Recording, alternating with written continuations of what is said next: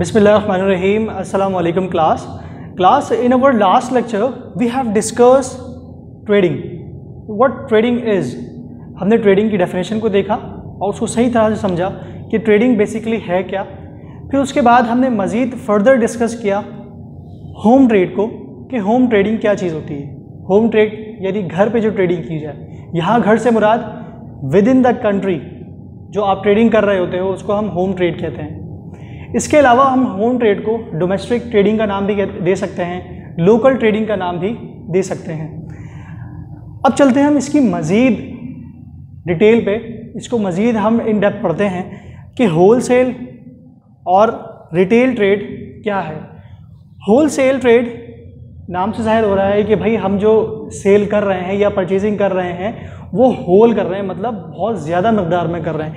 यानी जो wholesale trader होता है वो करता क्या है, बेसिकली वो परचेज करता है from producer, means he purchases from producer and sells to shopkeeper. लेकिन एक कंडीशन है इसमें, ठीक है, ये काम तो सभी करते हैं, हर कोई परचेज करता है, हर कोई सेल करता है, लेकिन होलसेल होने के लिए ये शर्त शामिल है, ये शर्त ज़रूरी है कि वो परचेजिंग कितने में करे, इन लार्ज क्वांटिटीज़, राइट। यानी वो जो परचेजिंग कर रहा होता है वो लार्ज क्वांटिटी में कर रहा होता है, लेकिन सेल जो करता है वो स्मॉल क्वांटिटी में करता है, सेल इन स्मॉल क्वांटिटी, ठीक है।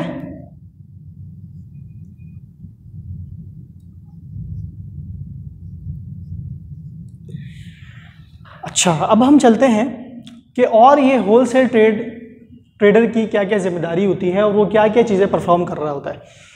Be a bridge between producer and retailer. इसका मेन काम ये भी होता है कि वो रिटेलर और प्रोड्यूसर के दरमियान एक ब्रिज का काम कर रहा होता है, यानी वो आपस में एक दूसरे को मिलाने का काम कर रहा होता है।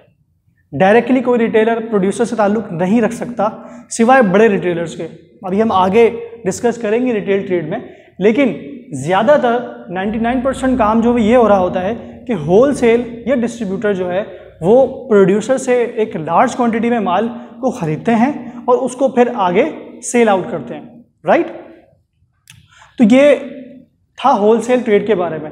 इसकी अगर हम एग्जांपल देखें तो आप जो मार्केट में पेपर ख़रीद रहे होते हैं, जो कॉपीज़ ख़रीद रहे होते हैं, वो बेसिकली पेपर मार्केट से, होलसेल मार्केट से उसको परचेज़ की जाती हैं, जो कि सदर में है, मेरा ख्याल है सदर में ही है, बल्कि सदर में है, ठीक है। वहाँ से एक लार्ज क्वांटिटी में पेपर को ख़रीदा जाता है, उसके बाद उसको फैक्ट्री में लाकर रिटेलर जो है वो अक्सर कोई ना कोई प्रोड्यूसर भी होता है, वो उसको ज्वाइन करते हैं और ज्वाइन करके बेचते हैं, ठीक है। इसी तरह इकबाल क्लॉथ मार्केट भी सदर में है, जो कि किस काम में होते हैं, वो किस काम को कर रहे होते हैं, वो क्लॉथ में डील कर रहे होते हैं। वो क्लॉथ में को बड़ी क्वांटिटी में ख़रीदते हैं और उसको स्मॉल क्वांटिटी में सेल आउट कर रहे होते हैं। इसी तरह मैं अगर एक एग्जांपल दूं यूएसए की, यूएसए में एक वॉलमार्ट बहुत बड़ा सुपर स्टोर है।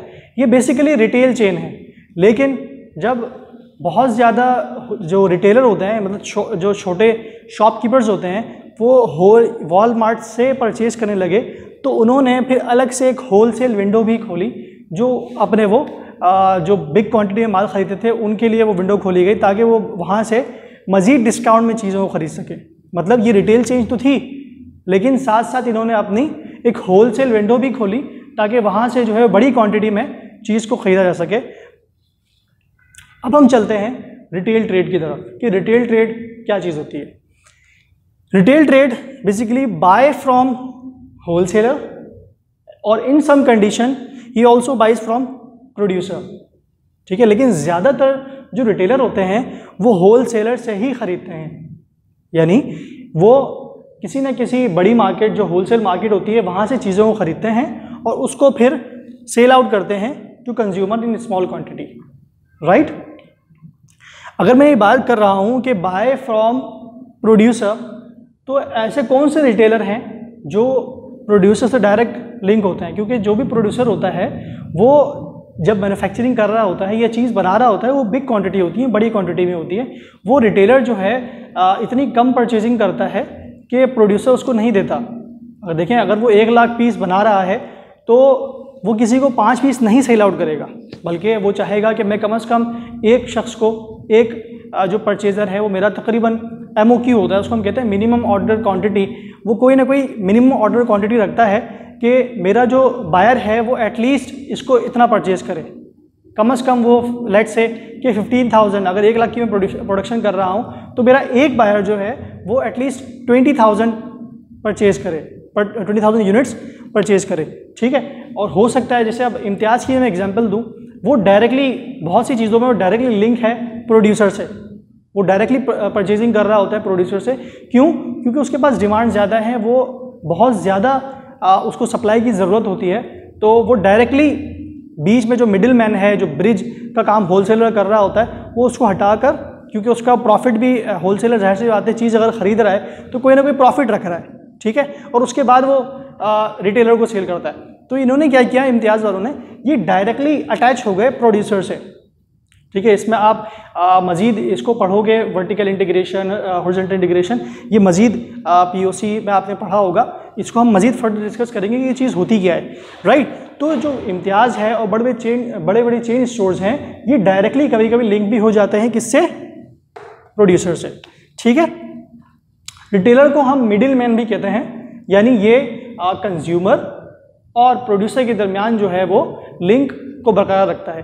प्रोड्यूसर हर एक को सेल नहीं कर सकता, मेरी ज़रूरत सिर्फ एक मार्कर की है तो प्रोड्यूसर मुझे आके ये सेल नहीं करेगा, या मैं डायरेक्टली डॉलर के आउटलेट पे नहीं जाऊंगा कि ये कहूँगा कि भाई मुझे जो है वो डॉलर की फैक्ट्री में नहीं जाऊंगा कि मुझे जो है वो 1 मार्कर चाहिए या 5 मार्कर चाहिए तो मुझे दे दें, मेरी बेइज्जती, वो आपकी बेइज्जती कर देंगे, ठीक है, क्योंकि वो नहीं चाहेंगे कि वो इतनी कम क्वांटिटी में सेल आउट करें, राइट।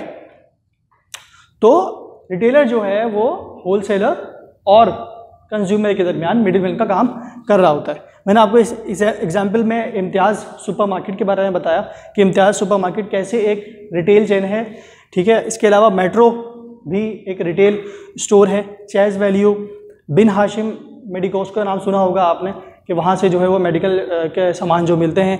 इस तरह कोसर मेडिकल्स का नाम भी बहुत बड़ा है, जो मेडिकल के हवाले से, रिटेल चेन के हवाले से बहुत मशहूर है। आज के लिए इतना ही, फिर इंशाल्लाह हम नेक्स्ट लेक्चर में नेक्स्ट टॉपिक के साथ मिलते हैं। अस्सलाम वालेकुम।